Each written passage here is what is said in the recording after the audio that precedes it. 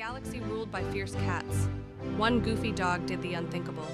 Meet Sir Wigglebutt, the dog who accidentally sat on the royal Meow throne. The cats were furious.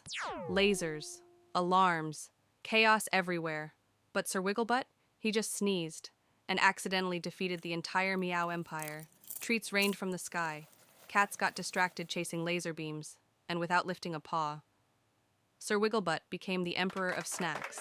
Galaxies bowed down, treaties were signed, and peace was restored, thanks to one sleepy, silly, snack-loving hero. Sir Wigglebutt, the legend who wiggled and won the universe.